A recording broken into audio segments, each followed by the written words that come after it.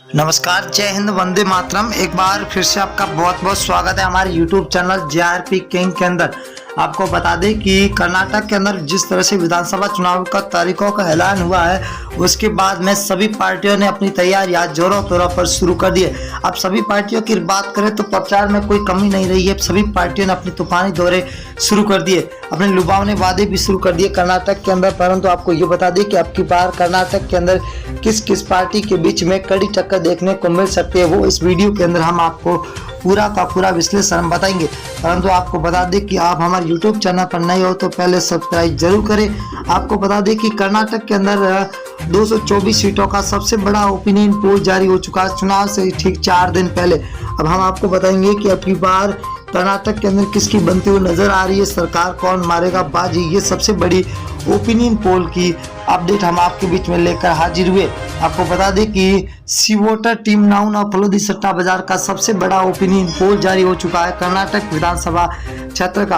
अब कर्नाटक के अंदर अब की बार 2023 की अगर बात करें तो बीजेपी और कांग्रेस के बीच में कड़ी टक्कर देखने को मिल सकती है। तो वही जेडीएस अब किसका खेल बिगाड़ेगी वो देखने के लायक हो सकता है। अब जेडीएस, ऐसा लग रहा है कि जेडीएस ने अब की बार किसी के साथ गठबंधन न करने का निर्णय लिया।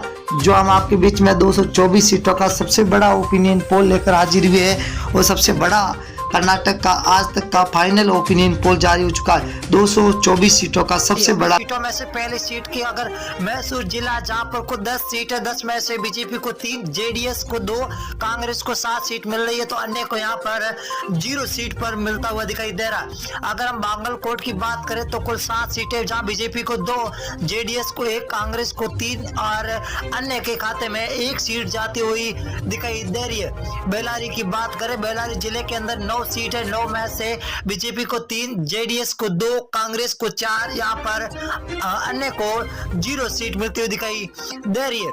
अगर हम धारवाड़ की बात करें तो कुल 7 सीट है, 7 में से बीजेपी को 3, जेडीएस को 1, कांग्रेस को 2 सीट, यहाँ पर अन्य का खाता खोलता हुआ दिखाई दे रहा, अन्य को 1 सीट मिलती हुई दिखाई दे रही है। अगर हम कोलार जिले की बात करें तो कुल 5 सीट है, 5 में से बीजेपी को 2, जेडीएस को 0, कांग्रेस यहाँ पर 3 पर है, तो यहाँ पर अन्य को 0 सीट मिलती हुई दिखाई दे रही है। उत्तर कन्नड़ की बात करें तो कुल 6 सीट है, 6 में से बीजेपी को 2, जेडीएस 0 पर है, तो कांग्रेस यहाँ पर 4 सीटों पर सबसे आगे चलती हुई दिखाई दे रही है।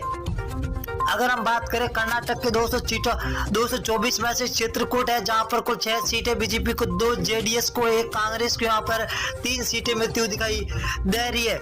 यहाँ पर जेडीएस का खाता खुलता हुआ दिखाई दे रहा है। तो अगला जिला है हसन। हसन के अंदर कुल 7 सीटें, 7 में से बीजेपी को 3, जेडीएस को 1, तो कांग्रेस यहाँ पर 3 सीटों पर है, तो अन्य को खाते में 0 सीट जाती हुई दिखाई दे रही है।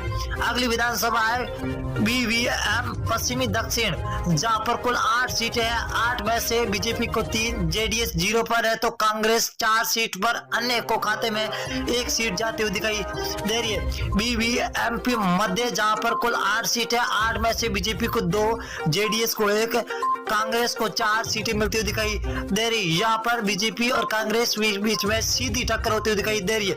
अगर हम रायपुर की बात करें तो कुल 7 सीटें, 7 में से बीजेपी को 1, जेडीएस को 1, यहाँ पर कांग्रेस को 5 सीटें मिलती हुई दिखाई दे रही है। कांग्रेस का पलड़ा भारी होता हुआ दिखाई दे रहा है। अगली जिले की बात करें बंगलोर हर्बन है, कुल 7 सीटें, 7 में से बीजेपी को 2, जेडीएस को 1, तो कांग्रेस के खाते में 4 सीटें जाती हुई दिखाई दे रही है, तो अन्य के खाते में 0।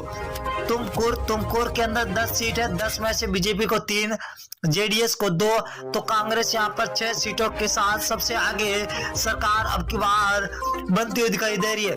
दामनगेरे की बात करें तो दामनगेरे के अंदर है कुल 8 सीटें, 8 में से बीजेपी को 2, जेडीएस को 2 और कांग्रेस के खाते में 4 सीटें जाती हुई दिखाई दे रही है। अगर बेलगाम की बात करें तो 18 सीटें, ये बहुत ही बड़ी विधानसभा है, कुल 6 सीटें, 6 में 18 है, 18 बीजेपी को 6, जेडीएस को 2 और कांग्रेस को 9 सीट मिल रही है, तो अन्य के खाते में 0 जाती हुई दिखाई दे रही है। BVMP उत्तर, इसकी बात करें तो 8 सीटें, कुल 8 में से बीजेपी को 1, जेडीएस को 1, कांग्रेस के खाते में 4, तो अन्य के खाते में 2 सीटें जाती हुई दिखाई दे रही है। शिमोगा की बात करें तो कुल 7 सीटें, 7 में से बीजेपी को 2, जेडीएस 0 पर है। तो यहाँ पर कांग्रेस का 5 सीटों के साथ सबसे आगे चलना यहाँ पर बताया जा रहा है। अगली विधानसभा की बात करें तो बीजापुर जिला है, जहां पर कुल 8 सीटें, बीजेपी को 4, जेडीएस को 1, कांग्रेस के खाते में 3 सीटें जा रही है, तो अन्य को 0 सीट मिलती हुई दिखाई दे रही है। अगले जिले की बात करें तो मंडुया है, मंडुया के अंदर है 7 सीटें, 7 में से बीजेपी को 1, जेडीएस को 1, बीच कांग्रेस के खाते में 5 सीटें जाती हुई दिखाई दे रही है। तो कर्नाटक के अंदर है बीजेपी और कांग्रेस के बीच में सीधी टक्कर। हावेरी की बात करें तो हावेरी जिले के अंदर कुल 6 सीटें, 6 में से बीजेपी को 1, जेडीएस को 1, तो कांग्रेस के खाते में 4 सीट जाती हुई दिखाई दे रही है। बिंदरी की बात करें तो बिंदरी के अंदर 6 सीटें, 6 में से बीजेपी को 1, जेडीएस 0 पर है, तो कांग्रेस 5 सीटों के साथ सबसे आगे चलती हुई दिखाई दे रही है। गुलबर्गा की बात करें तो गुलबर्गा जिले के अंदर 9 विधानसभा, जहां बीजेपी को 4, जेडीएस को 2, कांग्रेस को 2 सीटें मिलती हुई दिखाई दे रही है। अगली विधानसभा की और बात करेंगे तो चिकमगलूर है, जहां पर कुल 5 सीटें, 5 में से बीजेपी को 3, जेडीएस को 1, तो कांग्रेस को 1 सीट मिलती हुई दिखाई दे रही है।